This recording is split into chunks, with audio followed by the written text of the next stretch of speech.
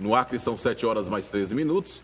Já estou de volta com o terceiro bloco do Bom Dia Rio Branco desta segunda-feira, hoje, 1º de maio, agradecendo sempre sua audiência, sua companhia, você em qualquer parte de Rio Branco, você também dos municípios vizinhos, Porto Acre, Senador Guiomar, Bujari, pessoal da Vila do V, Vila do Incra, pessoal da Vila Verde, aí na região de Senador Guiomar, que acompanha o Bom Dia Rio Branco. Obrigado pela audiência e pela companhia. 7h14, como eu falei antes do intervalo comercial, eu volto conversando agora com o Tião Bocalon, do Democratas. Tião, bom dia. Seja bem-vindo mais uma vez ao Bom Dia Rio Branco. Obrigado. Obrigado a vocês por mais esse espaço que me permite a gente poder trocar algumas ideias aqui. Tião, 1º de maio, Dia do Trabalhador, na sua opinião, o trabalhador brasileiro tem ou não tem o que comemorar?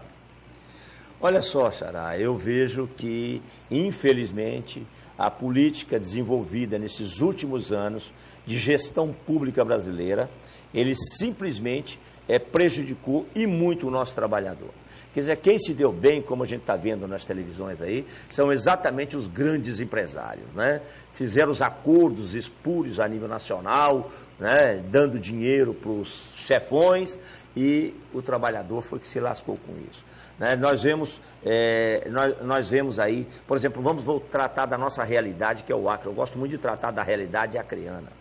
Né? O estado do Acre, uma quantidade enorme de desempregados há tanto tempo. É só rodar o estado do Acre, a gente vê isso há muito tempo, muita gente desempregada. Nós não temos aqui uma política de geração de emprego e renda que realmente sustente essa quantidade de jovens que vem crescendo, tomando idades dos 18 anos, fazem as suas faculdades e infelizmente estão 90% estão desempregados. Então, isso é muito triste. Então, eu estou falando da nossa realidade acreana.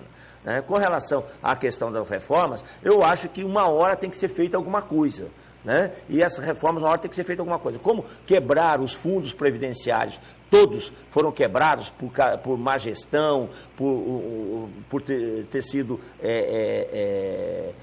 extorquido, os fundos foram extorquidos ao longo desse tempo todinho, que não é, vamos ser honestos, não é só o governo Temer. O governo Temer está agora tentando consertar um programa, como disse um sindicalista ali agora há pouco, está tentando consertar um problema que vem há muitos anos. Por exemplo, eu acho incrível como se protesta tanto contra a reforma da Previdência, se aqui no Acre o governo do PT acabou de enfiar mais 3%, ou seja, levou de 11% de desconto do trabalhador do Fundo Previdenciário para 14%. Então aqui no Acre já foi feito isso. Eu acho que é uma incoerência muito grande. É dar com a mão e tirar com a outra? Pois é, dar com a mão e tirar com a outra. Agora, por que foi que quebrou o Fundo Previdenciário do Acre? A gente sabe. Nós sabemos que lá na época do governador Henrique Amélie se retirou todo o recurso que tinha do Fundo Previdenciário para se fazer obras, não é isso? Depois veio o governo do PT, o Jorge Viana, por 6 anos, ele deixou de depositar no Fundo Previdenciário. Aí, quando em 2010 eu denunciei que o Fundo Previdenciário do Acre estava quebrado, muita gente me chamou de louco. Em 2014, na discussão com o Tião Viana, mais uma vez, você é louco, você fica falando mentira, você está mentindo. Está aí a prova. Então, aquilo que eu venho falando há tanto tempo é porque eu já sabia que ia estourar uma hora, e já estourou. Então, o Fundo Previdenciário do Estado do Acre está deficitário, e o governo tem que cobrir esse rombo. Agora, quando você tira dinheiro que teria que ser gasto com saúde, com educação, com segurança pública, com infraestrutura, e tem que colocar na Previdência, evidentemente que você prejudica esse lado. Então tem que se resolver, tem que dar um jeito de resolver o problema, o estrago, né, que foi feito ao longo do tempo no Fundo Previdenciário. O Estado do Acre não é diferente do Fundo Previdenciário do resto dos outros estados brasileiros, de outras prefeituras que têm seu Fundo Previdenciário, e mesmo da Previdência Geral, que é o do governo federal. Então, eu acho que a gente tem que entender que é justo que o trabalhador reclame. Claro, quem é que quer ver tirado do seu salário, né, mais alguns centavos, sendo que você já ganha tão pouco? Não é isso? Então, é toda uma questão muito, muito geral. Então, não pode agora, nesse momento, simplesmente sacrificar os governos atuais por causa de um estrago que foi feito ao longo de tantos anos. Quer dizer, quebrar os fundos previdenciários todos. Vamos falar de política agora? Da última vez que você esteve aqui no Bom Dia Rio Branco, você disse que era pré-candidato ao Senado nas eleições de 2018. E também disse que aceitaria aí passar por uma pesquisa, quem estivesse mais bem avaliado é que seriam os candidatos da oposição. Depois eu conversei aqui também com o senador Sérgio Petecão, que disse que não quer saber de pesquisa, não. Ele é candidato ao Senado e pronto. Você se mantém pré-candidato ao Senado também? Ah, não tenha dúvida, eu acho o seguinte, esse momento é muito cedo ainda para alguém retirar candidaturas. Eu acho que isso só vai acontecer lá pelo mês de junho, julho do ano que vem. Então, se isso só vai acontecer lá pelo mês de junho, julho do ano que vem, evidentemente que nesse momento todo mundo diz, não retiro, não retiro. Mas a conversa precisa acontecer lá na frente. O que a gente precisa é todo mundo ir para a rua, todo mundo dizer, eu sou pré-candidato, como está dizendo o Petecão, como eu estou dizendo, como está dizendo o Márcio, como está dizendo o Rocha, enfim, todos que estão se colocando como pré-candidatos. Eu acho que isso é normal. O PMDB já houve um recuo. O deputado Flaviano Melo disse que não é mais candidato ao Senado em 2018. Ótimo. Ele vai disputar a reeleição dele. Ótimo, porque dentro do PMDB estavam apresentando 2 nomes, o do Flaviano e o do Wagner. Do Wagner. Então, ele recuou para poder ajudar o outro, que também é do PMDB. Eu acho que é natural isso. Dentro do mesmo partido, tem que chegar ao consenso de ter apenas um nome. E já chegaram no PMDB. Agora eu tenho em mãos aqui uma pesquisa divulgada recentemente, encomendada pelo PP, o Partido Progressista, mostra o senador Jorge Viana com 34,8% das intenções de votos, Petecão com 24,20%, o Márcio Bittar com 20%, o Wagner Salles com 14%, Major Rocha com 18%, Flaviano com 18%, na época ele ainda era pré-candidato, e você aparece lá no final com 14% das intenções de voto. Como é que você avalia isso aí? Primeiro que pesquisa é momento, né? É esse momento. Eu digo sem medo de errar. A vida inteira, as pesquisas nunca me colocaram lá em cima, sempre me colocaram lá embaixo. Quer dizer, por pesquisa, eu a vida inteira perdi a eleição feio, né? Por pouco. Quando abre as urnas, o Bocalão está lá raspando o travessão. Então, eu não tenho por que ficar preocupado com tal de pesquisa nesse momento. Pesquisas. Sim, nesse momento. Agora, lá na frente, não será só a pesquisa do Gladson ou só a pesquisa do PP. Nós teremos que ver diversas pesquisas. Então, eu quero dizer o seguinte, que daqui até lá tem muita água passada debaixo dessa ponte, ainda tem uma lava-jato que ainda vai pegar muita gente, então tem muita coisa que vai acontecer. Então, eu acho que é a hora da gente continuar tocando o projeto. E outra coisa, nós precisamos colocar na mesa. É claro que eu estou um tanto prejudicado nesse momento, por quê? Porque eu estou ficando mais tempo com a minha esposa, que está muito doente, lá em Minas Gerais, todo mundo sabe disso. Eu estou ficando mais tempo lá do que aqui, fico lá com ela, aí todo mês eu venho, né? Mas fico menos tempo aqui. Então isso, evidentemente, que também prejudica um pouco. Mas para alguém que não tem mandato, presta atenção, não tem mandato há 12 anos, não tem dinheiro para ficar rodando o Estado, porque eu não sou parlamentar, eu sou apenas um professor aposentado. E o povo ainda lembra do Bocalão como um pré-candidato ao Senado, dessa forma aí, com a diferença de apenas 4% de um monte de gente que tem mandato. Para mim, eu estou no céu, está ótimo isso daí. Nós vamos já falar da questão de você não ter mandato, mas antes eu quero continuar aqui me atendo à pesquisa. A mesma pesquisa, ela mostra, você fala que você, nas outras pesquisas, você ficava lá embaixo. Você muito longe, não muito aparecia. Longe. Mas, em compensação, nas pesquisas passadas, você não tinha rejeição, como agora você é o segundo com maior índice de rejeição. Por que isso está acontecendo?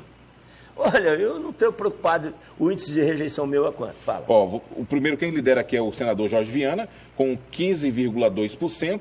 E depois vem Bocalão com 11,2%. Aonde que rejeição de 11% é rejeição? O Lula tinha uma rejeição, a Dilma tinha uma rejeição de 40% na reeleição dela e ela foi reeleita. Então essa história de rejeição de 11% para mim é outra coisa que está ótimo. Só 11%? Meu Deus do céu. É claro que a turma de petista, para valer mesmo, tem a maior raiva do Bocalão. Por quê? Porque o Bocalão foi o homem que a vida inteira foi de encontro ao PT. A vida inteira mostrou que o PT, infelizmente, fez o Acre andar para trás. Fez o Acre não produzir, não gerou emprego, a criminalidade altíssima, a saúde péssima. Então, é claro que muitos, isso daí é mais ou menos um número de pessoas que hoje está empregado no governo, que tem seus salários pagos pelo governo, e principalmente esse pessoal que tem cargos comissionados. Evidentemente que eles não querem perder a boquinha. E aí vão dizer, o Bocalão é o único que eu não voto. Claro, 11% está muito bom. Agora você falou que não tem mandato, não tem como percorrer o estado todo.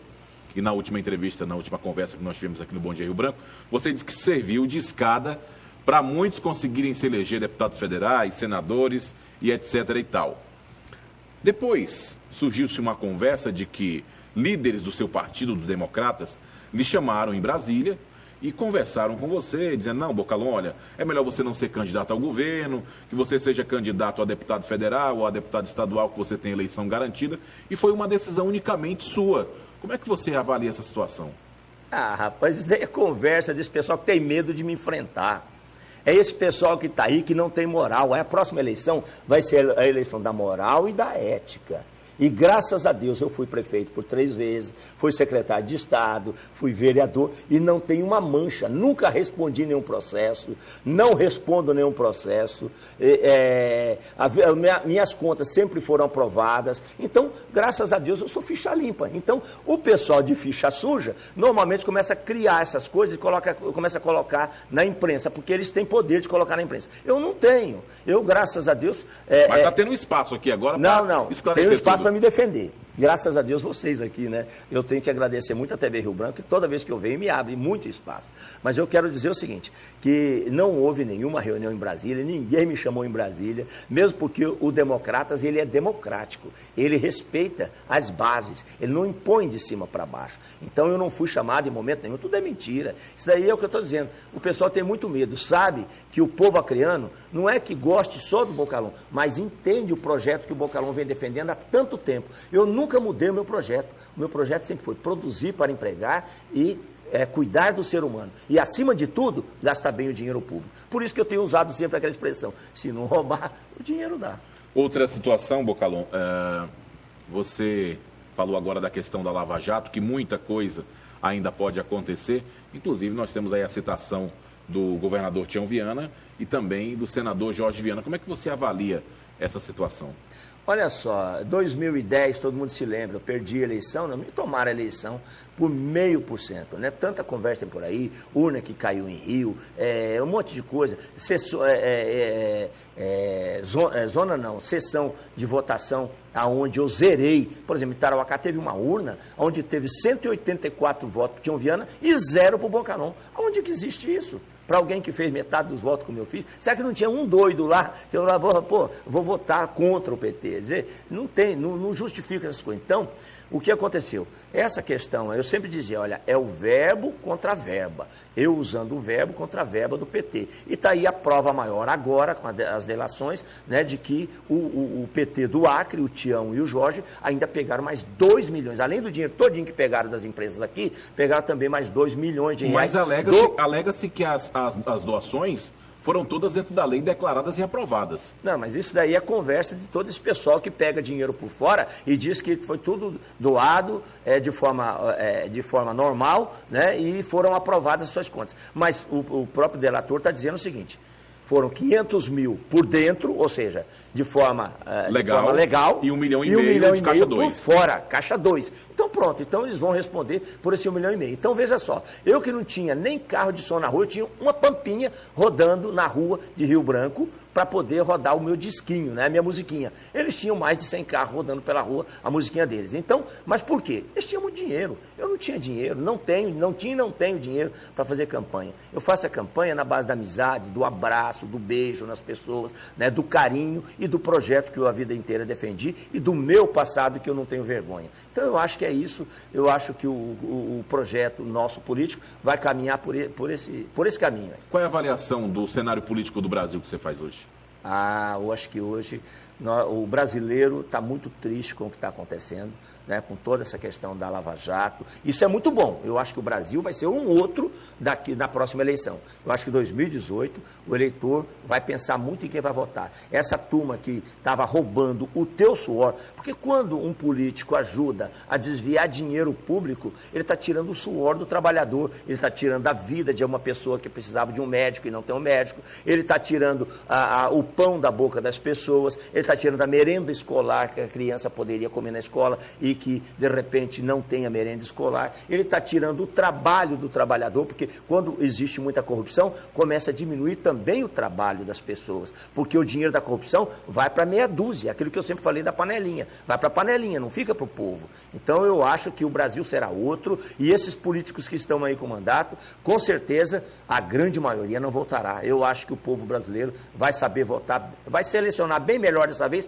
Por quê? Porque dessa vez está muito claro aquilo que a vida inteira eu falava da questão da corrupção na coisa pública. Então você acredita numa renovação geral, tanto na Assembleia Legislativa, quanto na Câmara Federal, no Senado Federal? Você acredita nisso? Com certeza, e até na Presidência da República. Eu acho que os nomes mais antigos, que hoje estão todos envolvidos aí nessa questão da Lava Jato, eu acho que 2 nomes hoje que estão despontando, ainda conseguem despontar bem, Hoje é o do Geraldo, que diz que tem lá um envolvimento, mas não é uma coisa muito pesada, né? E o seu pupilo, que é o governador de São Paulo, né? Que é o Dória, que hoje, pelo menos pelas redes sociais, hoje o negócio está muito bem. Quer dizer, ele é um político diferenciado, não tem rabo preso, não tem rolo no seu passado, então eu acho que ele é um forte nome hoje. Eu acho que é uma renovação. Quando você diz que o Geraldo Alckmin não tem nada muito pesado, você como candidato ao Senado, você usaria essa justificativa para dizer que ele seria um bom candidato para governar o Brasil? Eu acho que ele foi um grande governador de São Paulo. O governador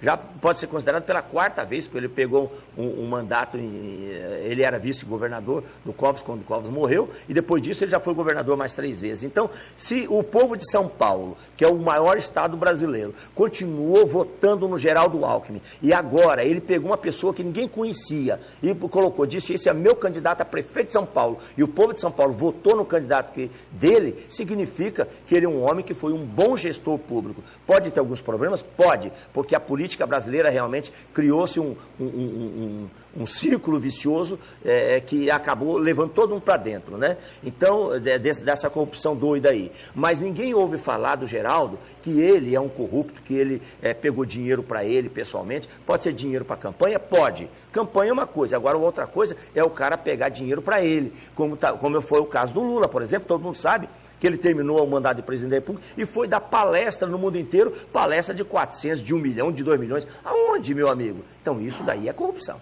Isso daí o cara está se beneficiando a si próprio. Ele não está fazendo campanha, pegando dinheiro para fazer campanha. Ele está pegando dinheiro para si próprio. E aí está cheio de neguinho na política brasileira que ele usa as campanhas para poder se enriquecer. E aí não, aí ele está tirando realmente o dinheiro da boca das pessoas, da saúde, da segurança pública, da educação. E aí é onde realmente não dá para concordar. E o povo brasileiro não concorda com isso. Bocalão, nosso tempo está estourado. Que mensagem que você deixa para os nossos telespectadores desse 1º de maio? Olha só, Tião, eu quero dizer aqui aos nossos amigos, principalmente os nossos amigos acreanos, né, aos nossos trabalhadores acreanos, que eu fico muito triste em ver tanto tempo perdido e a gente não conseguiu gerar um emprego e renda, como eu falei no começo, tantos que estudam, se preparam para o trabalho e não estão conseguindo.